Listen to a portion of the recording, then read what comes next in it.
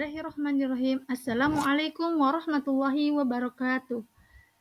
Saya Rodia, calon guru penggerak angkatan 11 dari Kabupaten Kuningan. Saya di sini akan memaparkan mengenai ruang kolaborasi modul 3.2 pemimpin dalam pengelolaan sumber daya. Kami dari kelompok 3 dengan rekan saya bersama Bapak Hendra Irawan SPD, yang kedua saya sendiri Rodia SPD, yang ketiga rekan saya Ibu Komaria SPD, dan yang keempat rekan saya Bapak Nunu Nurjaman SPD.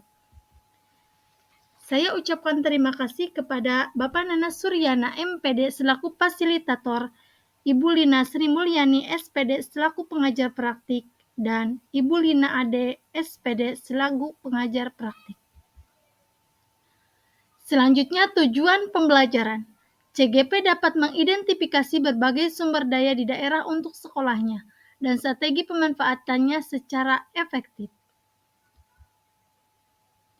Identifikasi aset atau modal utama dan pemanfaatannya di wilayah Kuningan. Identifikasi aset atau modal yaitu oleh kelompok 3. Yang pertama adalah modal manusia, yang kedua modal sosial, yang ketiga modal politik, yang keempat modal agama, yang kelima modal fisik, yang keenam modal lingkungan atau alam, yang ketujuh modal finansial. Yang pertama, modal manusia. Modal manusia, sumber daya manusia yang berkualitas. Investasi pada sumber daya manusia menjadi sangat penting yang berhubungan dengan kesehatan, pendidikan, kesejahteraan, dan harga diri seseorang. Pemetaan modal atau aset individu merupakan kegiatan menginventaris pengetahuan, kecerdasan, dan keterampilan yang dimiliki setiap warganya dalam sebuah komunitas, atau dengan kata lain, inventarisasi perorangan dapat dikelompokkan berdasarkan sesuatu yang berhubungan dengan hati, tangan, dan kepala.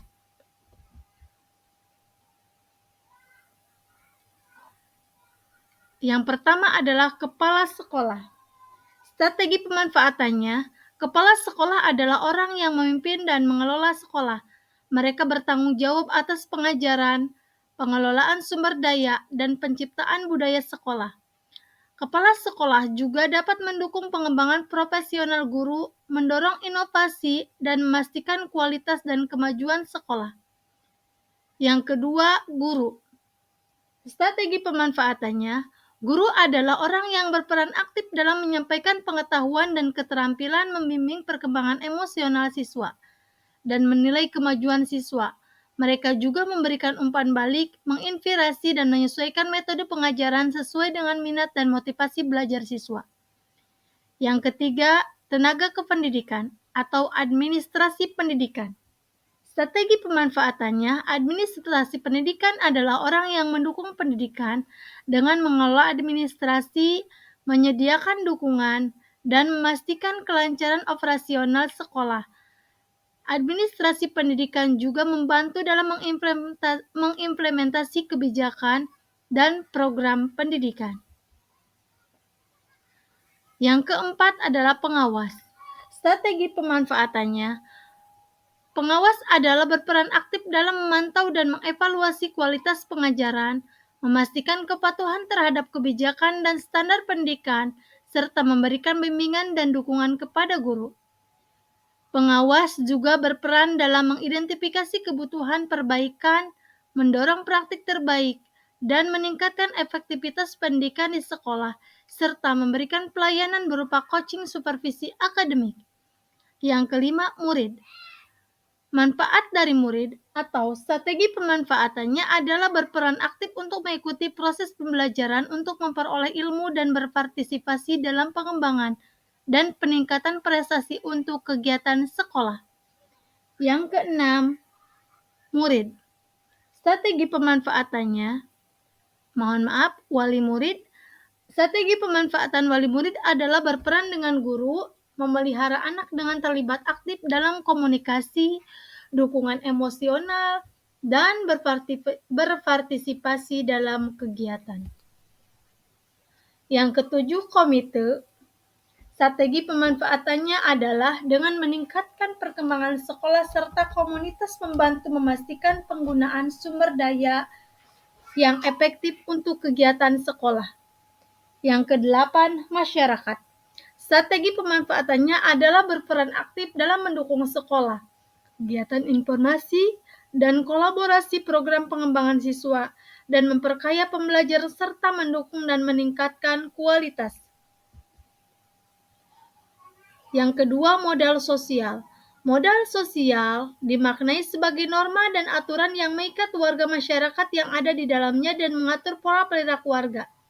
Juga untuk kepercayaan dan jaringan antara unsur yang ada di dalam komunitas atau masyarakat. Modal sosial juga dapat dimaknai sebagai investasi dan berdampak pada bagaimana manusia, kelompok, dan organisasi dalam komunitas hidup berdampingan. Contohnya adanya kepemimpinan, kerjasama, saling percaya, dan rasa memiliki masa depan yang sama. Modal sosial yang pertama adalah kepanitiaan sekolah. Strategi pemanfaatannya adalah sebuah organisasi yang terdiri dari berbagai pihak yang terlibat dalam pengelolaan sekolah. Yang kedua, rapat dinas. Strategi pemanfaatannya adalah salah satu cara untuk memfasilitasi kolaborasi dan partisipasi aktif dari berbagai pihak tersebut. Melalui rapat dinas, efisiensi dalam pengorganisasian acara dari sekolah dapat ditingkatkan. Selain itu, rapat dinas juga berfungsi untuk memperkuat ikatan sosial antar anggota sekolah. Komunikasi dan koordinasi antara anggota sekolah juga dapat meningkat yang pada akhirnya akan memperkuat kerjasama dalam memastikan kesepahaman, perencanaan, dan pengambilan keputusan, serta aman dalam pengelolaan sumber daya. Yang ketiga, kegiatan MGMP atau KKG. Strategi pemanfaatan MGMP atau KKG untuk meningkatkan dan memperkuat kompetensi guru melalui diskusi dan pelatihan. Peran utamanya adalah memfasilitasi guru dalam bidang studi yang sama, melaksanakan tukar pendapat dan pengalaman. Yang keempat, kegiatan PGRI.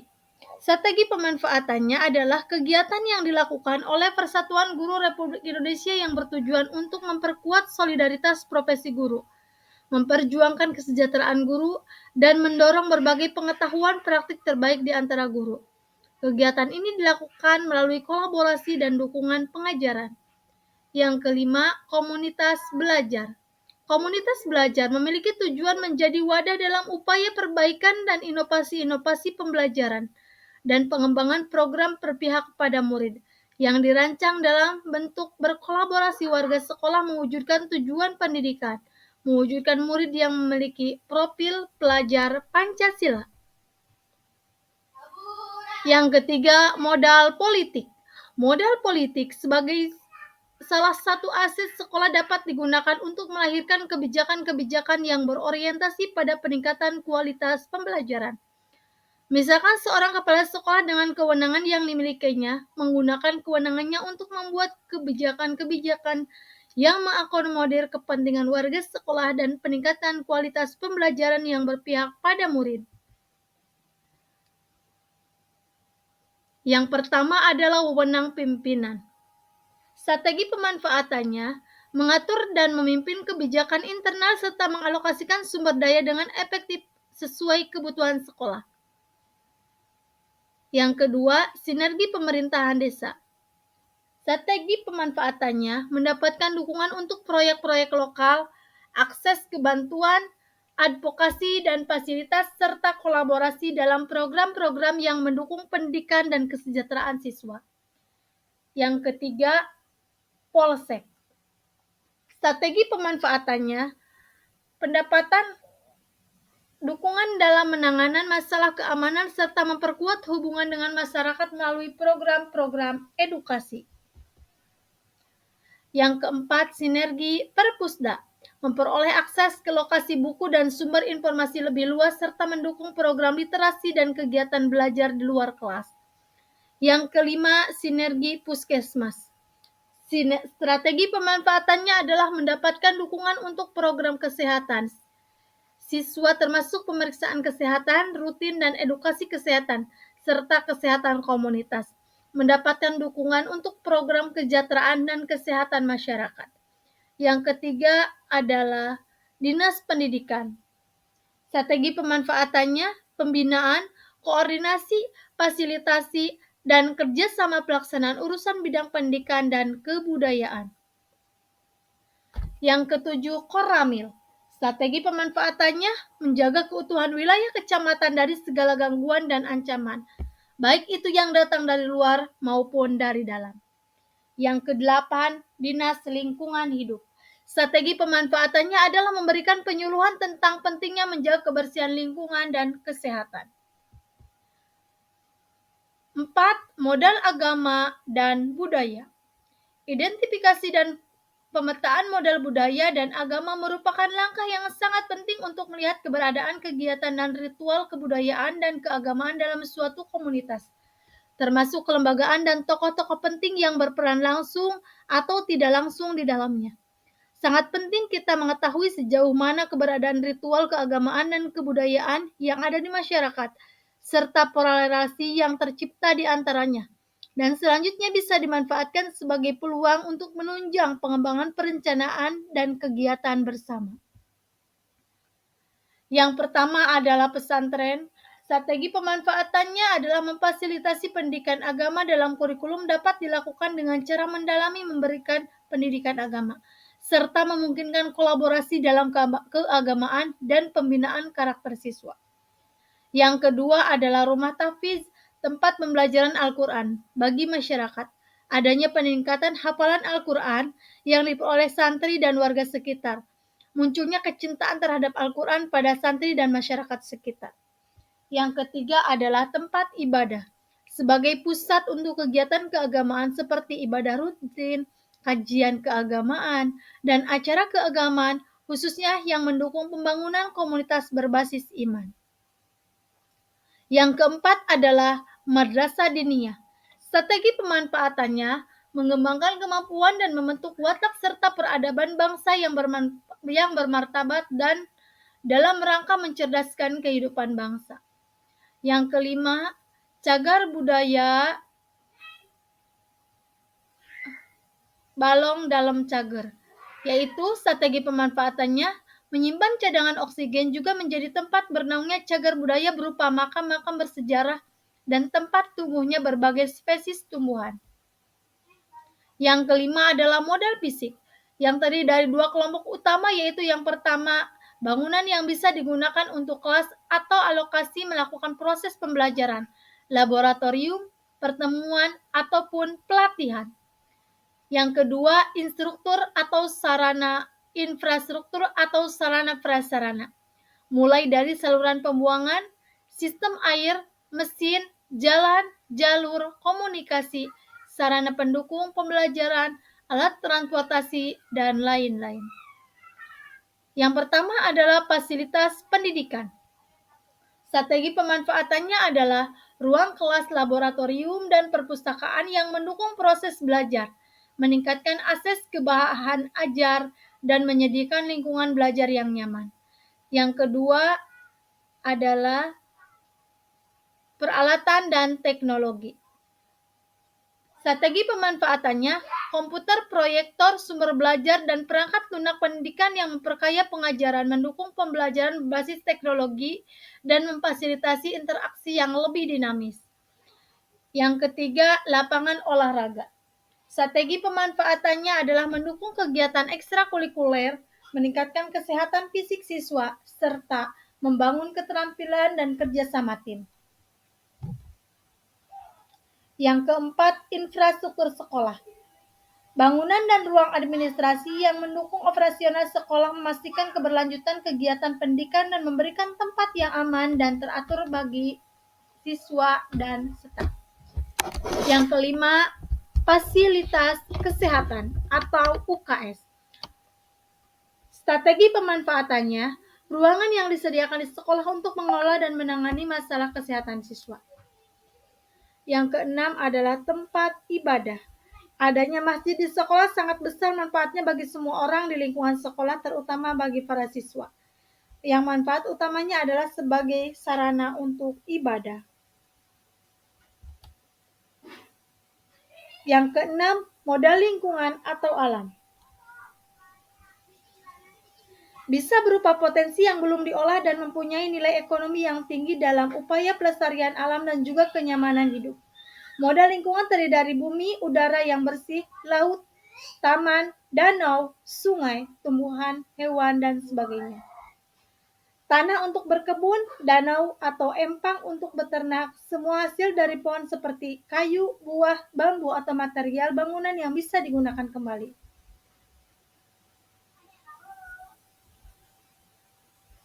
Yang pertama adalah lahan tanah. Strategi pemanfaatannya adalah mendukung proyek pertanian sekolah, kebun, dan kegiatan luar ruangan yang meningkatkan keterampilan praktis siswa serta memungkinkan pembelajaran tentang pertanian, botani, dan berkelanjutan. Yang kedua, pesawahan.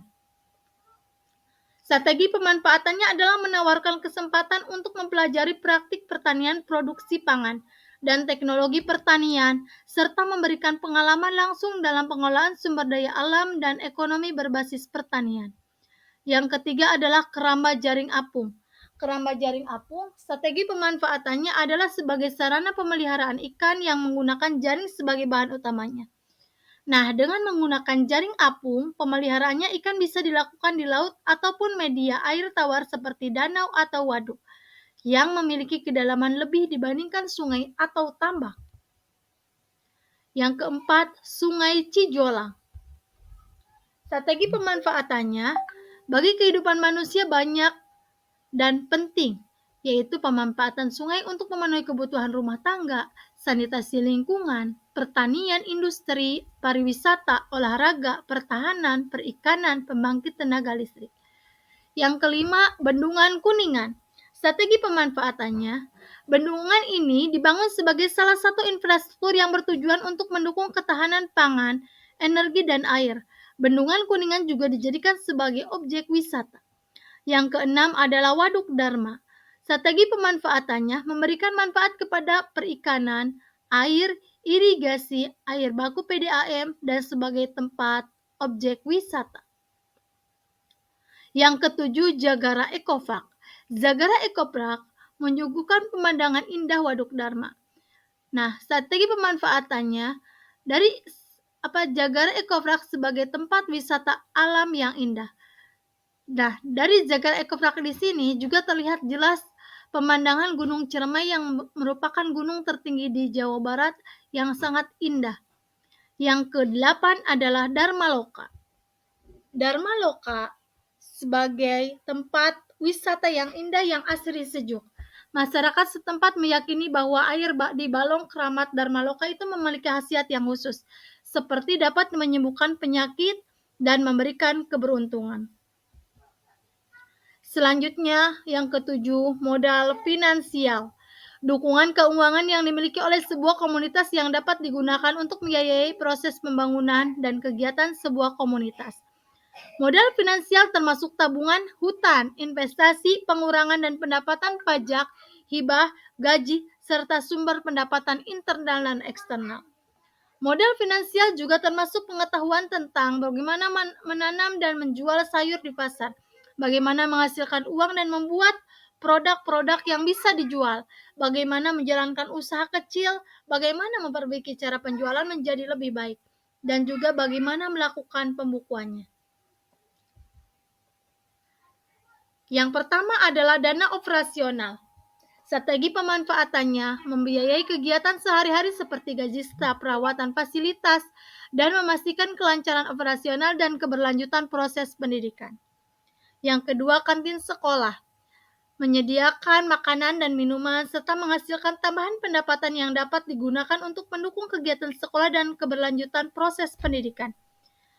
Yang ketiga,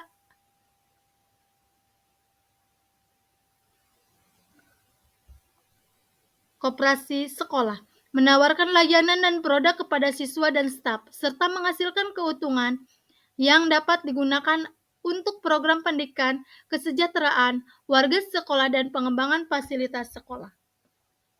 Yang keempat, dana sosial. yaitu untuk mendukung program beasiswa, bantuan untuk siswa kurang mampu dan kegiatan sosial sekolah, serta meningkatkan aksesibilitas pendidikan dan kesejahteraan siswa. Yang kelima, kas kelas, membiayai kebutuhan dan kegiatan kelas seperti alat kebersihan, membuat mading kelas, dan lain-lain. Terima kasih. Semoga apa yang saya paparkan dapat bermanfaat. Mohon maaf apabila atas segala kekurangannya. Saya akhiri. Billahi taufiq wal hidayah. Wassalamualaikum warahmatullahi wabarakatuh. Salam guru penggerak, tergerak, bergerak, menggerakkan.